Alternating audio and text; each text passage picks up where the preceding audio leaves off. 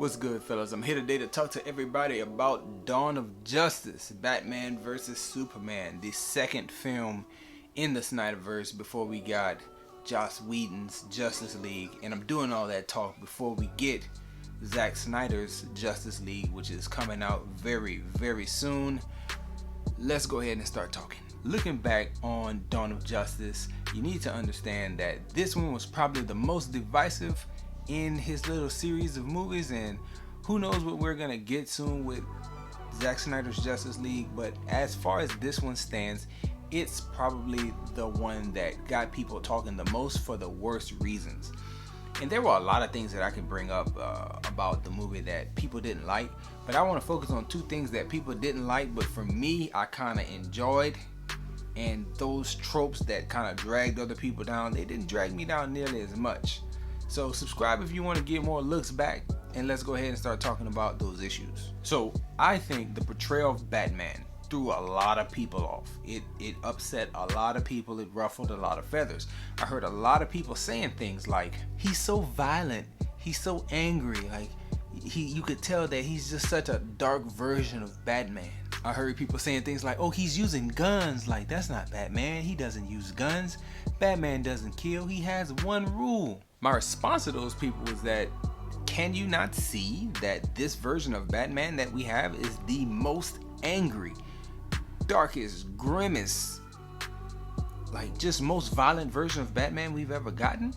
And to me, as I watched it, it felt justified. It felt very right for Batman to be doing what he was doing based off of one scene. And for me, that scene was the opening scene.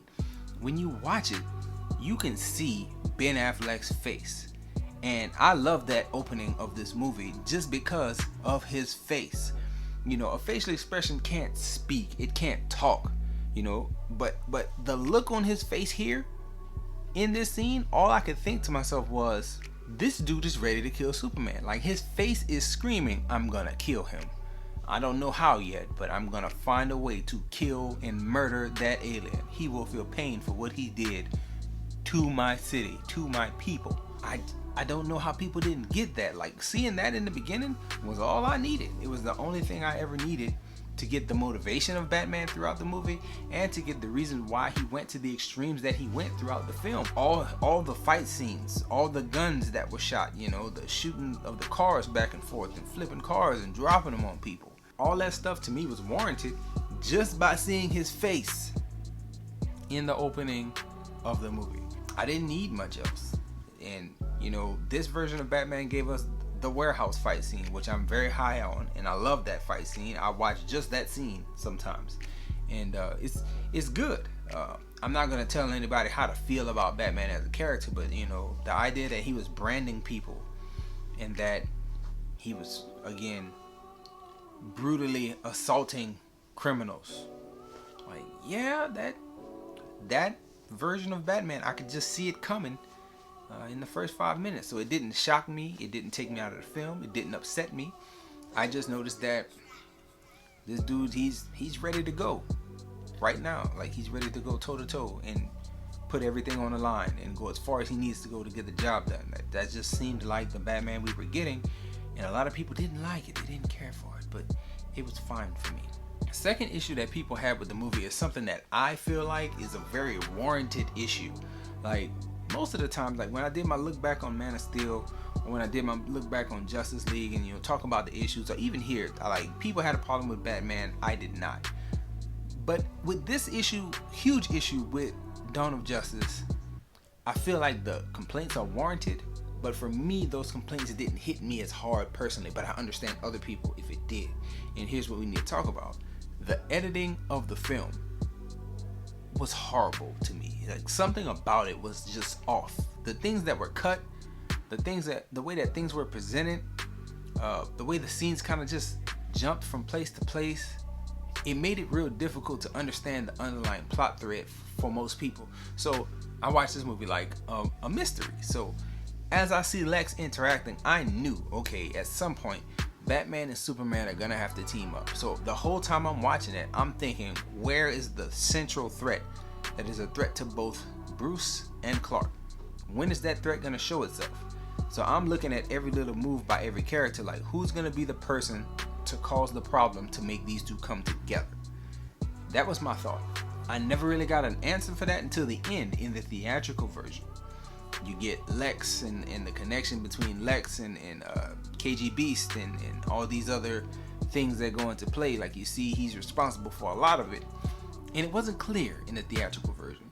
The ultimate cut did a lot better job of putting things together, but the regular theatrical version did leave people kind of mixed as far as what am I really looking at here. So as far as criticism of the film, I think if you didn't like the way the story was presented, as far as like the convoluted nature of the Lex Luthor plotline, I get it. I actually feel like at the time and still today, watching this movie again, I feel like the Lex Luthor stuff can really take a backseat. All that North African drama and the KGB's cleaning up stuff, even in the ultimate cut, like he pushes somebody off the railroad tracks and like he's cleaning up witnesses. You know, there's a little bit closer connection between Lex and Mercy Graves and Scoot McNairy and the bombing of the U.S. Capitol. And it's like it's all that stuff that went on, like didn't even have to happen. Like there was enough tension and enough anger emulating off of Ben Affleck's Batman in the first 5 minutes to where I knew that's all the motivation he needs. He's gonna be driven for the rest of the movie. Lex could have really taken a backseat. Plus, the performance by Jesse Eisenberg was questionable and still is like it's an acquired taste. Either you like that portrayal of Lex or you don't.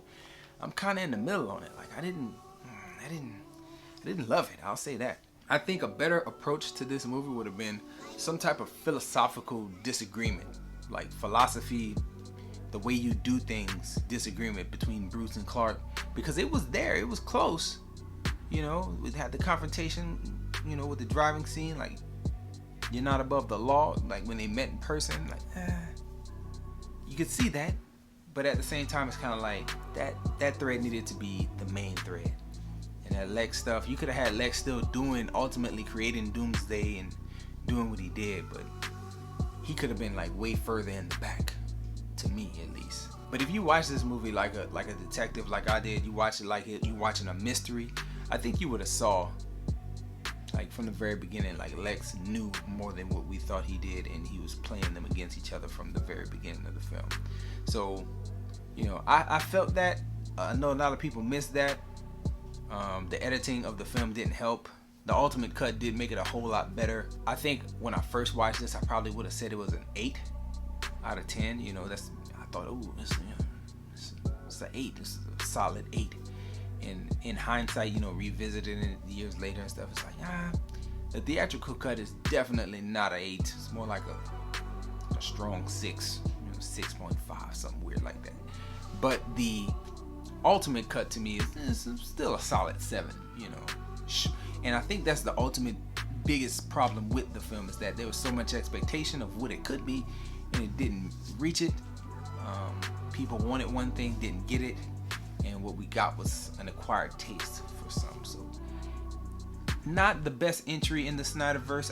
I think Man of Steel was the best of the Zack Snyder DC films. I think that this Snyderverse, Snyder cut that we're about to see in the next few days is going to be probably much better than what we got in anything else. That being said, I'm very enthusiastic about going into it, watching it, and talking about it. So I'll be super hyping my review and my spoiler chat that I'm gonna do about it. Please come back and check that thing out. Subscribe if you haven't already. Enjoy yourself, guard your heart. Come back and see me for more videos.